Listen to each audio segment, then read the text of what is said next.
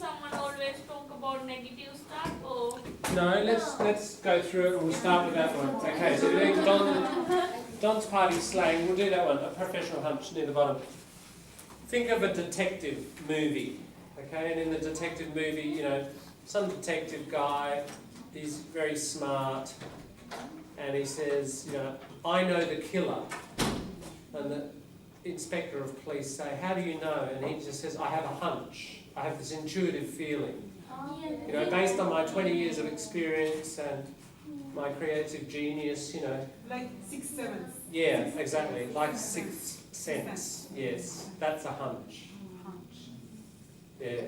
And it happens a lot, doesn't it, in detective shows or police, you know, some smart ass has a hunch. Yeah. In supernatural.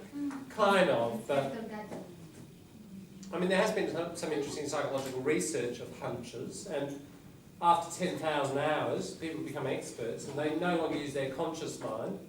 They process things a lot unconsciously, and so they do judge things very accurately and quickly, but you know, through unconsciousness, through the gut feeling, but it's often very accurate if people are experts. So here, a professional hunch, somebody who's been professional for a long time, they have this hunch. It is true that hunch means the back, like bent over like that. I don't know if there's any relationship between the two words.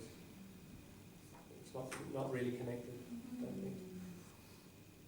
So a professional hunch means a professional guess. Yeah, that's right. A very kind of good expert guess. That intuitive guess. Okay, up the top, a booze up. Alcohol. That's right. Booze is alcohol. A booze up is a party where there's lots of alcohol. It has the sense of a lot of alcohol, not just 1 or 2 drinks.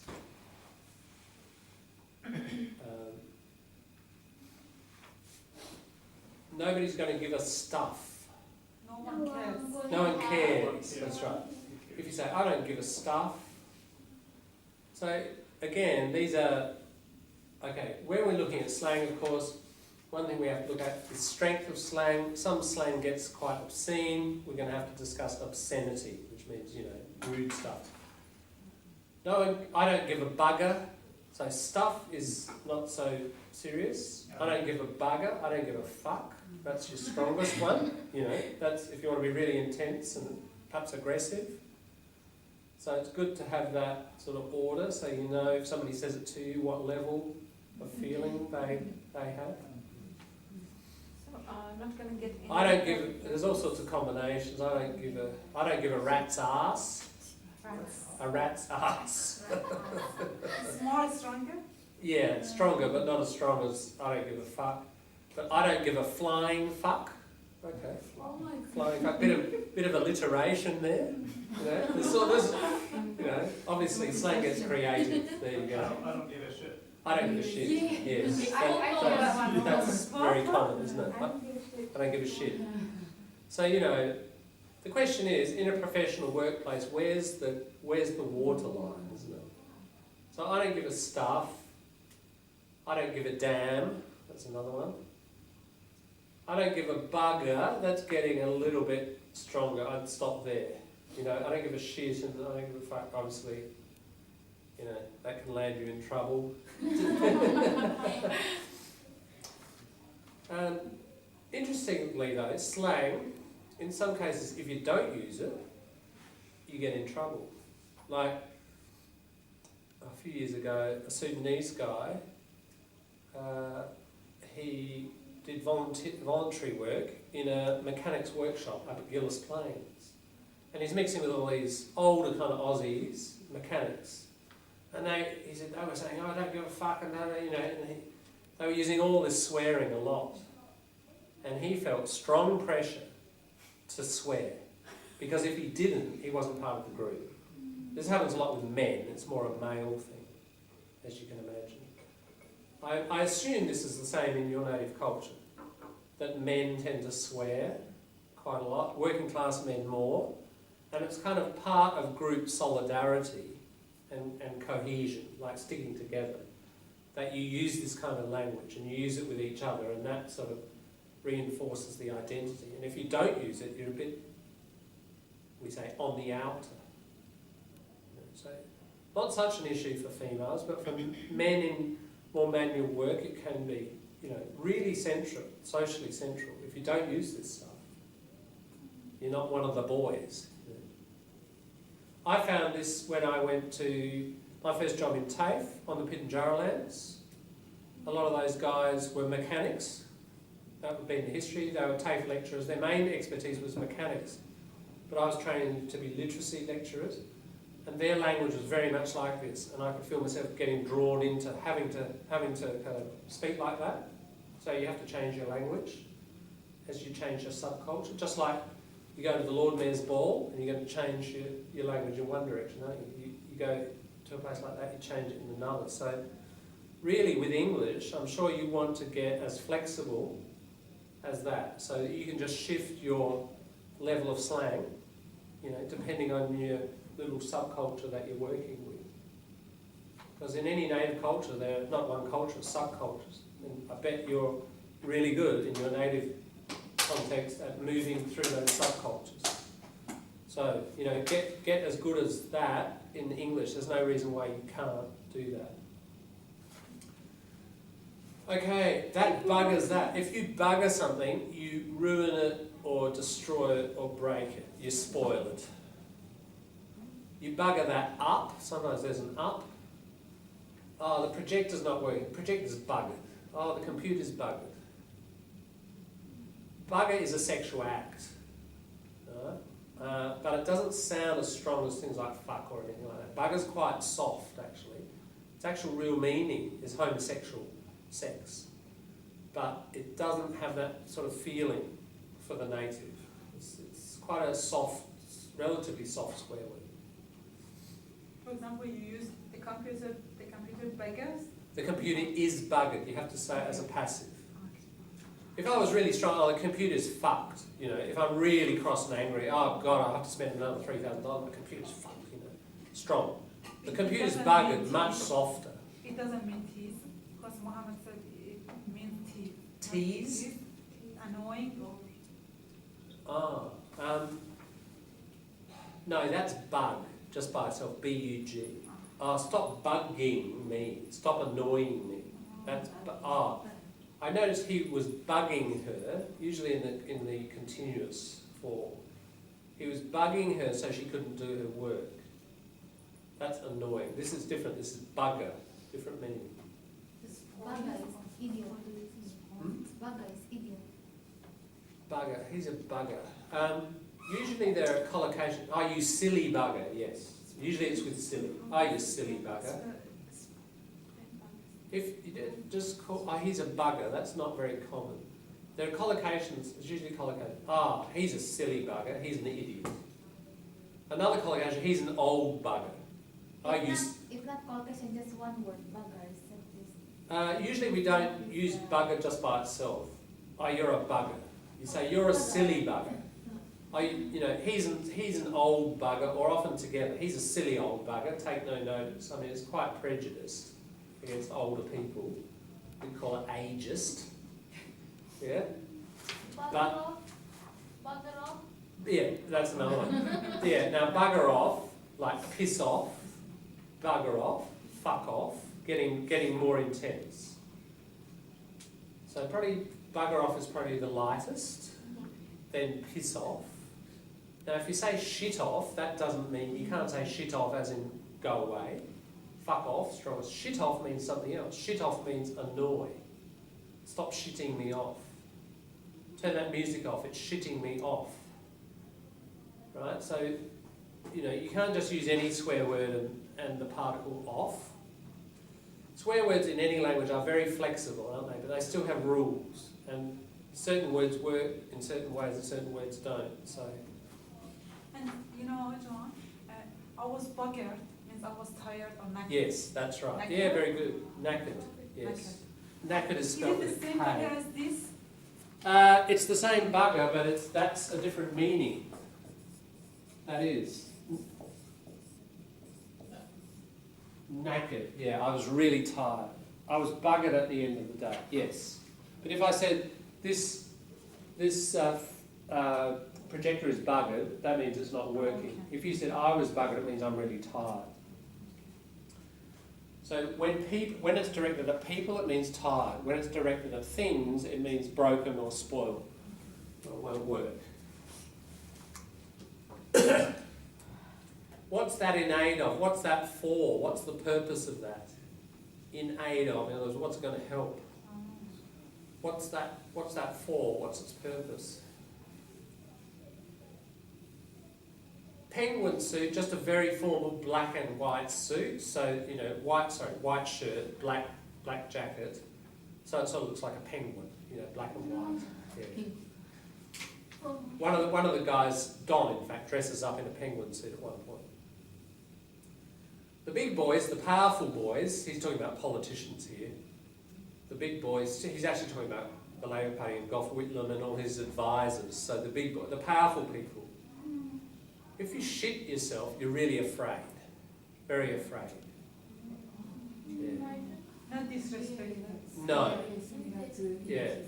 Oh, that car came flying at me and just missed me by 1 metre and I really shat myself, just past tense, shat, okay? I really shat myself. And here we just see it in the continuous form. Notice you shit yourself, she shat herself, it's what we call a reflexive. You need themself, yourself, myself, you need that word after it. It's what we call a reflexive verb. And it means, yeah, in this case, be afraid. Make no mistake about that. That's just, that whole little chunk is like when you really want to emphasise something. That, remember last lesson before the break, hedging. And the opposite, boosting. Boost. Think of a rocket taking off. You know, wow, goes up really fast. Up, that's a boost. So when you want to be strong and certain, this structure here, very much a spoken boost. If you say, oh look, Port Power are going to win the grand final, make no mistake about that. Right? It's like, I really think, I'm totally certain, there's no mistake in this statement. I take it that means, oh, I think, I understand this to be the case. I assume. I assume, yeah, that's a good word. I assume. It's getting a bit much means it's getting like too much. It's getting unacceptable. So people are mucking around, playing around at a party, and maybe people get a bit rude with language or something, or start shouting at each other too much. Somebody comes and says, it's getting a bit much. Just reduce it. You know, it's getting unacceptable. But I was thinking about that. If in a party, if someone praises to someone else, then she could say that it's getting a bit much. So in that case. You mean because they felt kind of embarrassed? Yeah. Yeah, true. And in that sense, yeah, it's excessive. It's too much, and yeah, don't praise me so much. So in both cases, for either negative or very positive, it's still sort of, it's too much, it's excessive, and therefore unacceptable. Yeah. Make no mistake about, you mean there's no mistake about it. That's right, yes. Very Yes. strong. The person's very certain. It's a boost. Boost, connected to the boost. Yeah. My job's a bit humdrum, boring. Easy job. Yeah, the job is boring. Dull. Exactly. If you say, oh, I had a humdrum kind of day, nothing interesting happened. Boring or easy? Boring. Bullshit is lie, false information. May not be a deliberate lie, it can mean that, but it's just not true. So a bullshit artist, somebody who just makes stuff up, it's not true, they would be a liar, a bullshit artist. Yeah, they're consciously telling or spreading bullshit, false information. Yeah. So artists, they're an expert at it. They're an expert at bullshit. I mean, expert in they're expert at saying false things, so they're a liar. What about drama queen? Yeah, that's a good one. A little bit different. What what does it mean, Lita? I think it's someone pretending Kind of, yes. and try to show something totally different. Is that right? Ay, ano, may something like that. Okay, a little thing happens. Like, okay, exaggerate, yeah. So I go to put my Dinkum dictionary back in the shelf and I notice, somebody spilled a little bit of coffee. Oh my God, my book's ruined, Oh, my grandfather gave that to me. How could you? So you take one little tiny thing and you make a huge emotional thing out of it, right? Emotional. So it's drama. Drama is about emotion, isn't it? Yeah, and so you're a queen. There's a kind of reference there. A gay person is sometimes called a queen. And certain very queen, not all gay people are like this, but there's a kind of a stereotype of, the gay, that sort of, everything's just so, everything gets exaggerated. So yeah, a drama queen just exaggerates everything. I'm sure we all know people like this, yes? It's not necessarily a bullshit artist, is it? They're not necessarily lying, it's just they exaggerate their reaction. Nature calls, very polite way of saying, mate, I'm going to the dunny. Remember the dunny in the art gallery? Yeah, so I need to go to the toilet. Nature calls. Oh, toilet is nature. Yeah. In my native language, this kind of. Right, similar if you translated it. So that's interesting. Okay, the oils is painting. Now, artistic painting, not painting the wall. Yeah. If you dabble in something, you try it. You're not totally serious, but it's like a hobby. It means like it's a hobby. You dabble. So if someone says, "Oh, what does she do?" She dabbles in the oils. Means she paints. She paints. That's her interest. If somebody dabbles in something, they kind of explore it in a kind of relaxed sort of way, like a hobby. Eh? Paints in a casual way. Paints in a casual way. Not too seriously. Casual. That sounds fancy. Casual way. Casual way. That's it. Yeah. Casual. The Yeah, like a hobby. So painting is her hobby, if you had to translate that. Next one, does she play around? Does she go off with other men easily? Does she have multiple partners? Yeah.